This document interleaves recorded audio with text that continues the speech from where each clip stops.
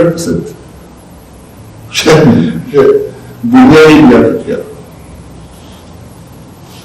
So party people can probably near Umpire say that the only from the guitar. Now, oh, she now. You say that's maybe people. So, who put down the party what when you say, change for the Buddha. You have a catch cry in the show. You can find out the office, the big and so well see, not the day or so, and said, or the million call. We never for.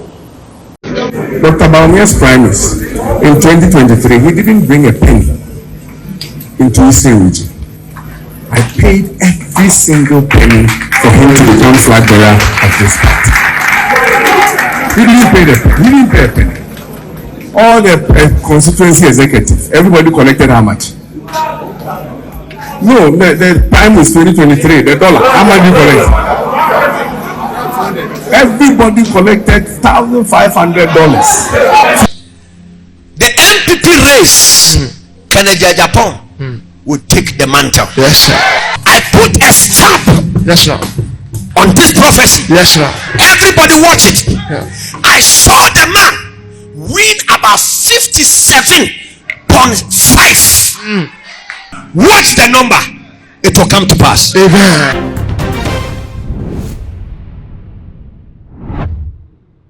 I was saying, Dr. Brian Champo assign Ababonte Abekasa. Now, and then some now what kind of this time around the camera say a new cross song. Actually, first one now ran for HS and no a tribal bigorino. Watch say 2024 about what Mokoto, you know. The name of the supporter Dr. Muhammad Bawumia was say. Pending one city, Dr. Muhammad Bawumia and CB. I will know the constituency. Dr. Muhammad Bawumia and Jessica Caprecra and Yonokwa. NAPO so Ababonte Abekasa actually supports at the man the former boss Dr. Muhammad Bawumia. Nina Elkem for Bishop Samusu so at the come should be Ababeto Bontia. I was so delegates na akano aspirants na wamo ekwa president omo so abano Bishop Samusu commission aba wo so nyina campaign kamia say e commission aka wo nyina anu atu mama akwaba e dey about too much G8 so no matter so first time here obemi subscriber to no so now dey be on aka ho say na be na upload ni to pe o the first person here wo sa ebidi kai akabi ebusia say ye bo e dey ra ensem no mu dia e na ye sha ase e dey fi Dr. NAPO na kache ye nyina dem say 2024 aba ye kwoto ye no wono ena na running mate e the man Dr. Muhammad Bawumia ene ye dodo na krampo e boso boso ne nsen kan ye bia okekan ye no e do kan ho bi ena ne ho ye ahyi e ma Ghana fo eto aba no editi a wo ebi ne mokwa mkroma ya wo kan ye afi 24-hour economy editi fo kokan ya dapo e koka bibi fanfa ho a wo trese Nyankopon kra woda eti 24-hour economy na editi fo e kano enya ade a wo mo betimi aye na no mo de beto obia se na pokra wo suppose so ken ena Ghana fo se obi a o boss gina mu denden dia woko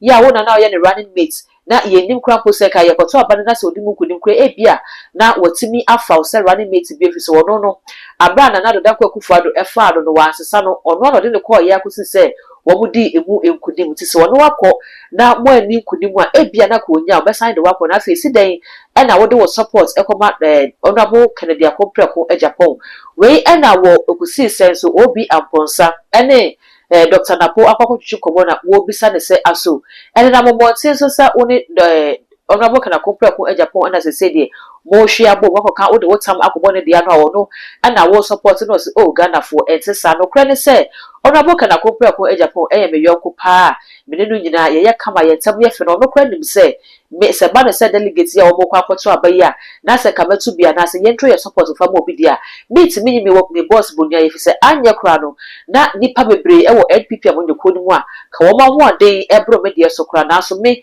ana wo yi me se be ne running mate enti se wo sa kwa preview mu dia wono a ana meta na chi say no de ensam no etu jafai. Last check I think anywhere na NPP for aso wo ho ahwe se ometimi etu franka ama party a ometimi etu amamon akọ picking nomination forms na omoye enum engineer Kwabena Agyapong, Dr. Brian Champo, Dr. Muhammad Bawumia, Dr. Yao say a bichum and honorable Kennedy Wahini Agyapong depending and an afa nomination form. Yeah, to say within this week, the Bruna the court apart file.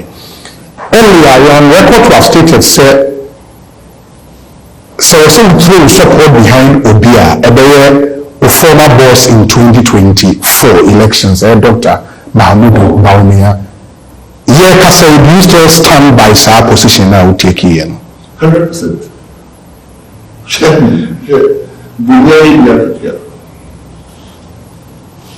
So, party people can probably NAPO say that the Bawumia from the cheetah. Now, oh, she na. You say that's my nipper people. Say, who put down the party what side of the Bawumia? You say, change going for the Buddha. You have a catch up in the show. You can find the office, the big. And so, well, see, when the day or so, you said, or the million call. We never be for.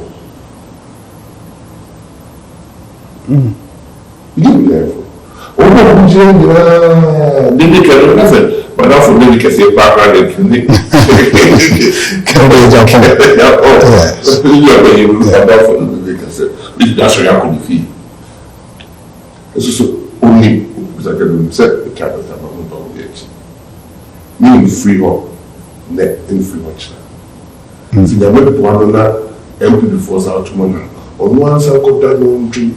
That will challenge the on famano. But I will say, if you NAPO Akachina Fia bought at the room over Dr. Brian Agyapong, one also Nasra yet, then more, and Rebecca and send me a chair, say, Essa said Dr. Muhammad Bawumia, if you kusasi na kusasi, any man proceed to Quano air cost to the Dendinitino, 1 year right candidates and farmer NPP 40, woman to Abano, and Fentiano Amagana for Archer, almost one so as a party year patch, say, Sir and Sumner or Kayan or the Papemu, and a eba or my gun and no, and so I can say, Kokana Sana Gana for any 900 in Sigobesana Zoo.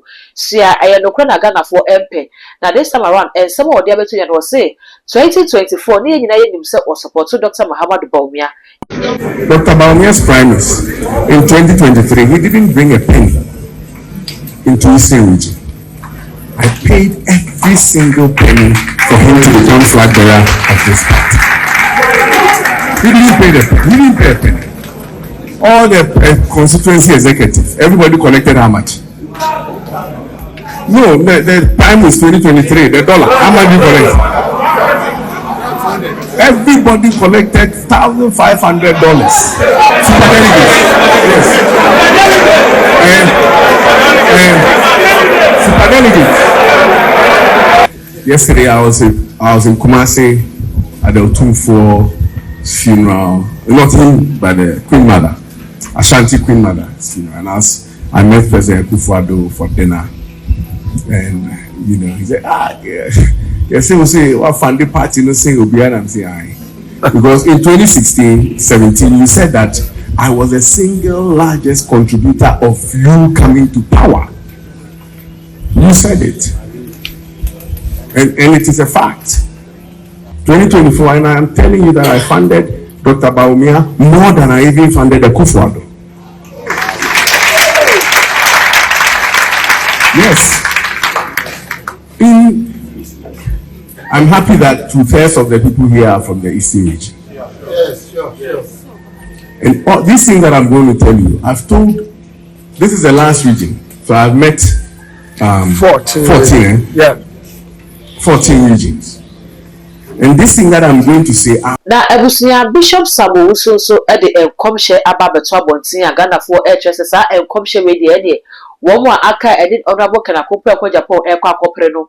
Woman in our anti nephews, Bishop Samu so ne comshare and soft keke. I send your Beckabia and watch. I say, well, when they said the honorable Kanakopra Japan, about Bedi were my Ghana, and there was a son of my Ghana. I must say, well, per country be there to Ghana, and in Europe.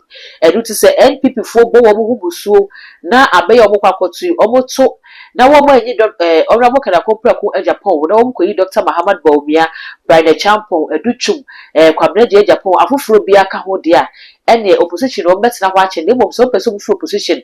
Nobody power 2028, they are the best candidates. Edeba NPP Amonyokono, Bishop Sam Owusu, Ambassador HSA, a honorable Kanako Preko, Agyapong. The NPP race, Agyapong will take the mantle. Yes, sir. I have seen it and I've seen it and I'm saying it again. Yes, sir. The NPP race, Agyapong will take the mantle. Yes, sir. He will bring a certain realm of businessmen. I saw over 1 million businessmen, young men, that are erupting because he was carrying the key. I saw him with about 1 million horses, and I saw men, young men were sitting on the horses, and I saw them running, and I saw Ghana tend to be like Europe. I saw buildings. I saw even old cities have become a new city.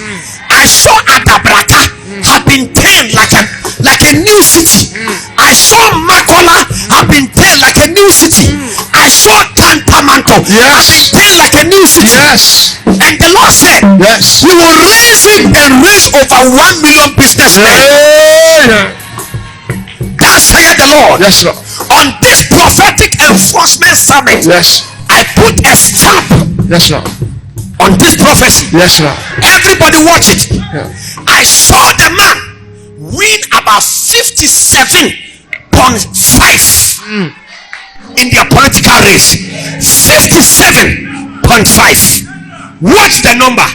It will come to pass. Amen.